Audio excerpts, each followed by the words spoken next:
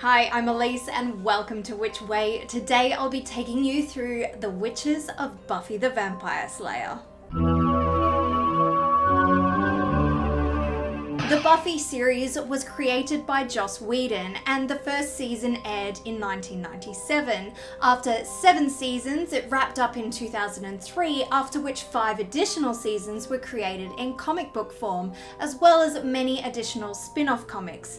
It stars Sarah Michelle Gellar as Buffy Summers, Anthony Head as Rupert Giles, Alison Hannigan as Willow Rosenberg, and Nicholas Brendan as Xander Harris. This series is set in the town of Sunnydale, which is conveniently placed on top of a hellmouth and revolves around, surprise, Buffy the Vampire Slayer, taking down not only vampires but demons and other supernatural evil entities with the guidance of her watcher Giles and the help of her sidekicks Xander and Willow and other members of the Scooby Gang. I don't think Joss Whedon had a clear idea of witches when he started this series, so it kind of evolves over time. I'll take you through some of the major witch characters with some of the minor ones worked in, as well as a little bit of the magic system.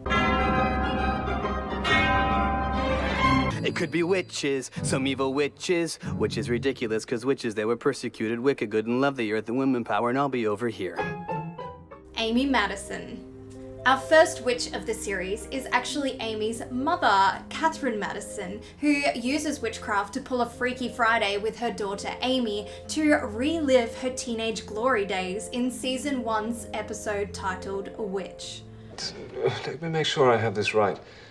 This witch is casting horrible and disfiguring spells so that she can become a cheerleader?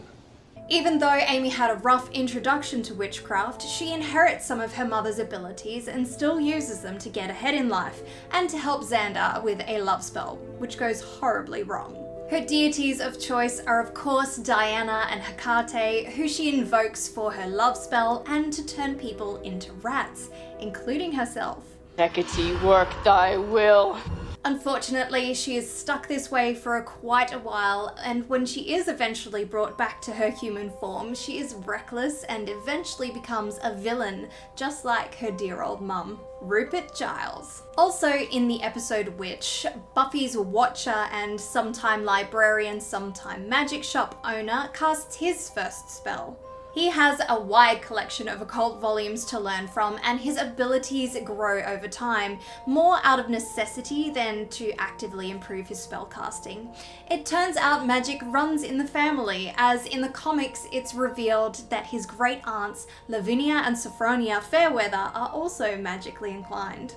Ethan Rayne. Giles and Ethan have a history together. It's magic. Ethan is now a chaos magician, and his spells reflect that. Chaos. I remain, as ever, thy faithful, degenerate son. He enchants Halloween costumes to make their wearers become their characters. He creates chocolate bars that make adults act like teenagers, and briefly turns Giles into a demon. Willow Rosenberg. Willow starts dabbling in magic early on and becomes the resident witch of the Scooby Gang. And besides, I have a shot at being a badass Wicca. What better place to learn? Witches in this series are often referred to as Wiccas, obviously inspired by the Wiccan religion, but that's where the similarities stop. Willow starts her control over her with floating a pencil, which actually comes in handy when vampires are around. Her first coven consists of the aforementioned Amy and another young witch, or warlock, Michael. They are blamed for ritual child murders in Sunnydale, and the town becomes hysterical and attempts to burn the witches and Buffy herself. This mirrors the actual hysteria that surrounded the real-world witch trials. And then she, and probably dozens of others, are persecuted by a righteous mob. It's happened all throughout history. It happened in Salem, not surprisingly. Buffy wasn't the only Slayer to be accused of witchcraft. In the spin-off comic Righteous, the Slayer of that time was accused of witchcraft and burned at the stake. The cause behind Willow and her coven almost suffering the same fate was a demon parading as the 2 children, who were apparently the inspiration behind the fairy tale Hansel and Gretel, who have their own history of burning witches. Hansel and Gretel? Breadcrumbs, ovens, gingerbread house? Willow's abilities grow over time, but it's not without many mistakes, one of which occurs in the episode Fear Itself, when a spell backfires when she tries casting inside a real haunted house, where somebody accidentally summoned a fear demon. Tremble before me. Fear me. In the spin-off comic Angel and Faith, the witches Esme, Gaitha and Margaret also meddle with a fear demon. If those names sound familiar, it's because they are close to the names of the witches in Terry Pratchett's Discworld series, which I highly recommend. But I digress. Willow's power becomes most consuming when she is lost in her rage and grief, and that brings in Dark Willow. Hey, cutie. She is one of the coolest big bads in the series, and of course we can't have a big bad without big one-liners, one of which she pulls inspiration from the Wicked Witch of the West. Oh well. Fly, my pretty fly.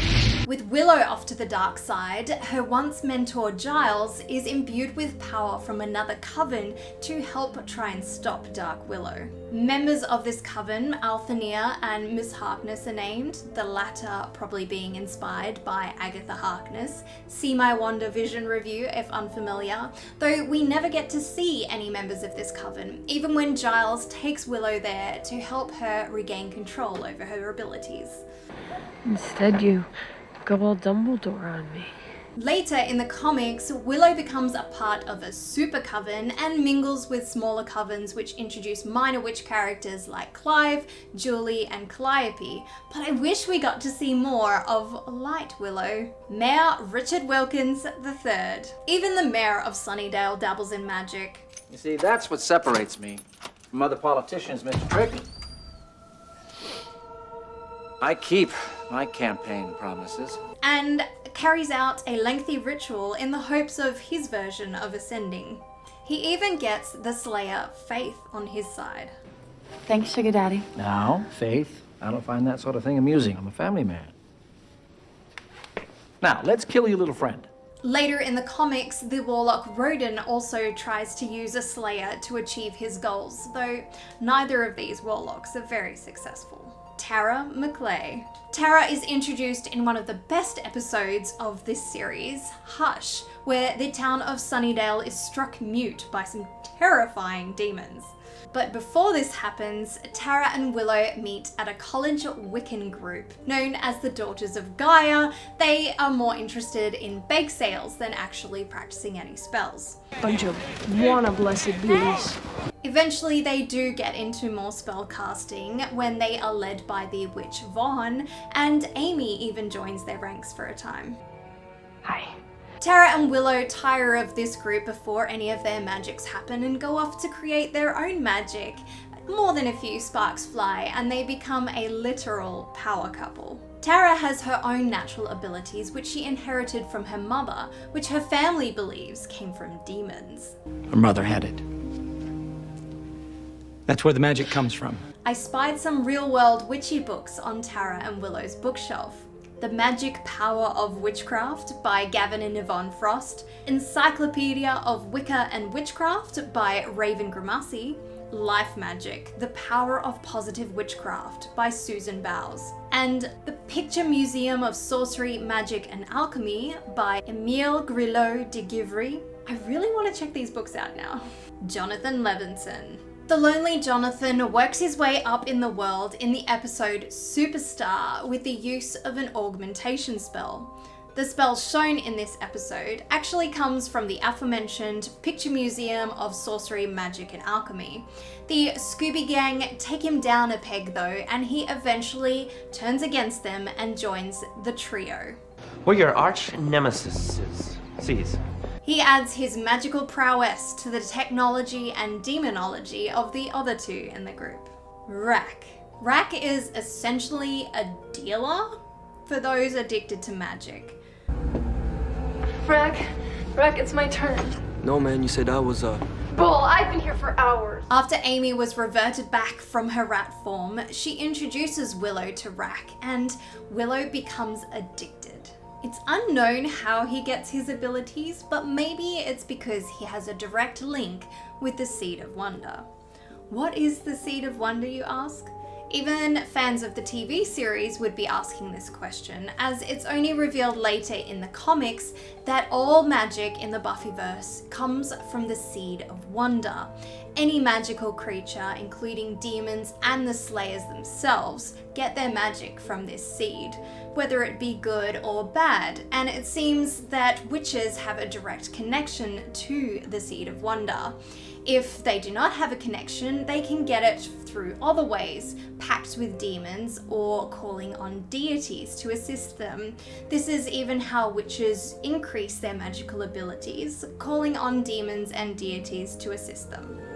Aradia, hear my words. I'm guessing if a magic user also writes down their spell or incantation, this then makes it usable by anyone, especially if it's in Latin. You can't just go Librum Incendere and expect... Sound I don't speak Latin in front of the books. I received a hit of nostalgia when I was rewatching Buffy, when I heard Spike, the Scooby's pet vampire of the time, mention his favorite TV show. I really have to... Passions is on! Timmy's down the bloody well, and if you make me miss it, I'll do what? I admit, as a kid, I would rush home from school to watch Passions. It is a corny, supernatural soap opera, and no, I will not be doing a witch lore review on that one. Maybe a TikTok. Timmy was the witch Tabitha's enchanted doll. Let the darkness take the light. Tabitha, please stop it. Curses, Timmy. Can't you see I'm busy? Spike is one of my favorite characters from this series, and he actually appears alongside his co-star from Buffy, Charisma Carpenter, as a witch couple in the series Supernatural. He has also been a magic user in both The Order and Witches of East End, which you would already know if you've watched my Supernatural review, but this series scores for lore, history, the craft, and cheesy one-liners. There has been rumours for years about reboots or continuations of this series, but this time it looks like it will come in the form of a book trilogy which follows Willow Rosenberg's Slayer/witch daughter, but apparently it completely disregards the comics. What's your favourite moment from Buffy the Vampire Slayer? Let me know in the comments below, as well as any other witchy TV shows or films that you would like me to review. Follow me on socials for some additional content, and please like and subscribe to keep me going and stay notified of new content. And as always, thank you very much for watching here on Witch Way.